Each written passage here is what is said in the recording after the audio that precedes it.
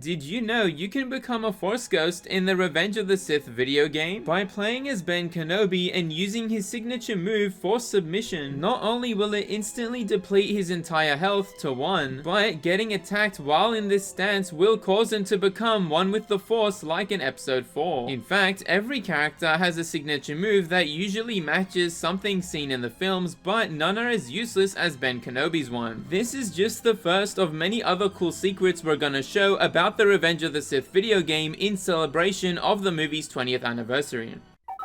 Other than in the original Battlefront 2's campaign, the movie's video game is the only other way fans can experience Order 66 from the perspective of Darth Vader, which includes a more detailed version of his battle with Sindralig that was briefly shown on the hologram. The 2 missions also give us a timeline from when Anakin first started the operation in the library, and then progressing to the main halls and hangars of the temple with some of the best backdrops in any Star Wars game. But there's a secret Easter egg in the beginning of the second Order 66 mission. You eventually storm into a room with Jedi holograms reciting the Jedi code. There is no passion, there is serenity. But if you slice the holograms, they'll start to recite the code in a broken way that favors the dark side. Knowledge is passion. A Jedi shall hate. If you select the same 2 characters in the versus mode, the second player will use a unique alternate skin. These can be different colored versions of the character's lightsabers like Vader and Count Dooku's turning blue, or in the case of Sarah Keto and Sindralig, it turns them into their Sith counterparts that even come with different robes, which is so cool. Obi-Wan and Ben Kenobi both get a robed version with a green lightsaber, which reminds me of Qui-Gon Jinn, while Mace Windu gets a younger attire before he achieved the rank of Master and a purple lightsaber. But by far the coolest alternate skin is Anakin's, since it gives him his Order 66 attire. But unlike in the campaign, he uses a red lightsaber. I wish modern games would do stuff like this more often without needing mods. Just imagine how cool it would be having a small game mode in the reboot's Battlefront 2 with Darkside Anakin versing a bunch of Jedi. Speaking of which, looking at the game's cover art, you probably noticed Anakin is using Force Lightning, despite never shown doing it in any of the films. Now, technically, Anakin could actually use this ability, but you need to have a real hand, or else it would short-circuit the robotic arm, which is why in the video game he uses his real hand to do it. And since we didn't see much of Order 66, he could have actually performed Force Lightning for the first time off-screen. Plus, in current canon, Vader's suit can't withstand electrical shocks without malfunctioning, like seen at the end of episode 6, which is why in the video game Vader can't whatever, this is a video game, so not everything is exactly canon. Heck, on the game's cover art, Anakin still has both of his real hands, and Obi-Wan uses Anakin's lightsaber for some reason, so yeah.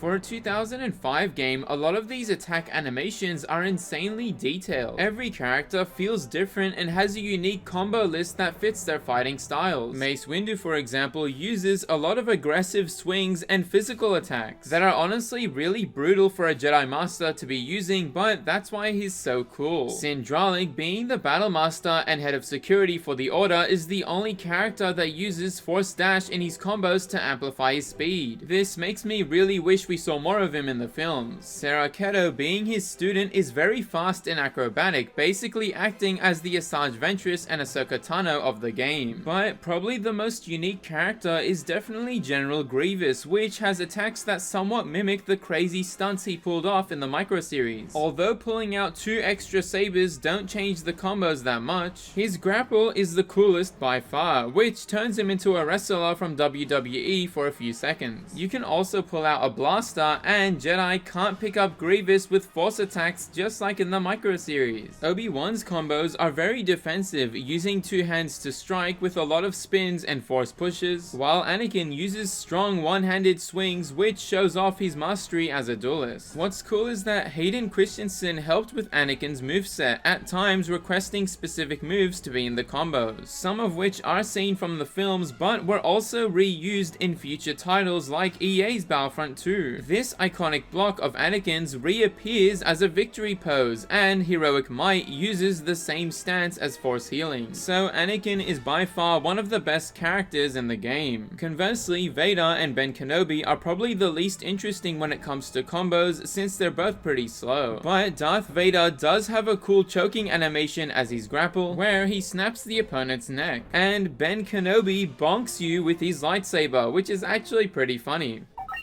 You can enter cheat codes for some funny gameplay gimmicks, like super sabers that enlarge lightsabers to a ridiculous size. This doesn't have any other purpose, but still hilarious to see, especially for more serious moments like in Order 66. Another cool cheat code is 071779, which makes all B1 battle droids really small. When I first did the cheat, I actually ran past a few of them since they're so tiny. Also, typing Nathan G will temporarily turn the main menu's text colors to pink. Not sure why, so if you know the reason, drop a comment below. The other cheat codes are just things like invincibility, infinite force stamina, and unlocks for maps, heroes, and concept art. Speaking of which, going to the extras menu shows each slot in Urabesh, which turns to English when you hover over it. But for some reason, some of the names have the first letter changed to A, which incorrectly spells the word. In fact, you can learn how to read Urabesh by becoming a channel member and downloading our custom-made flashcard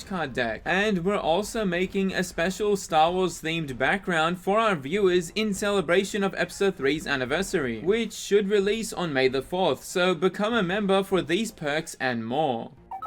There's a lot of enemy units that were created exclusively for Episode 3's video game. A fan favorite is the clone assassin that briefly appears in the holocron room of the Jedi Temple to stop Obi-Wan. These clones have a viroblade on each arm and can move extremely fast. The game's concept art shows off a darker colored variation as well. Other units include the Blaze Trooper that use an exoskeleton suit to beef up the clones. These troopers are equipped with jetpacks and flamethrowers and sort of make a reappearance in Battlefront 3/Elite Squadrons as a custom skin called the Mech Trooper. The Blaze Troopers have a few variations in the game's concept art. Similarly, the grapple droids are beefed up B2s that have electrically charged blades, which also don't have any other weapons other than their melee, both of which are really annoying to verse. And finally, the air droids are B1s with jetpacks, blades, and a wrist shield, which is pretty cool. This game's story mode is most famous for its what-if scenarios. For example, when Windu confronts Palpatine, you get this epic boss fight between Anakin and Mace Windu. Now, the boss fight's context doesn't really make any sense. The only thing I see is a Jedi trying to assassinate a politician. I think Chancellor Palpatine is a Sith Lord. The one we've been looking for. But it's still cool having these alternate endings of the film's iconic moments. In fact, the final mission of the game has you play as Anakin on Mustafar, where he wins the duel against Obi-Wan, even with the high ground disadvantage, and then goes on to assassinate the Emperor and take over the galaxy. No.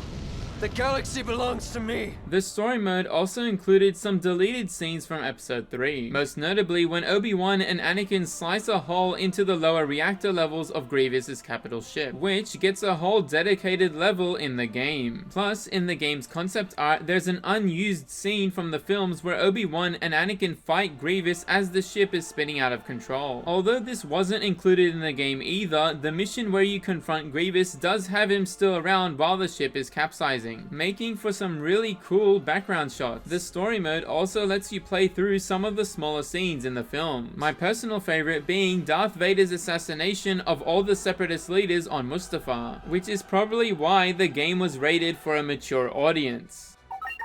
I was expecting droids to have some level of dismemberment, which they do, but because the game's rated for a mature audience, you can also slice off the limbs of clone troopers and other humanoid aliens. Since nowadays Star Wars games are more aimed for a younger audience under Disney, human dismemberment is generally left out, so it's cool to see it in this game. Also, I can't believe it's already been 20 years since the release of this game and Revenge of the Sith, so let me know what your favorite memory is of the film's release down below.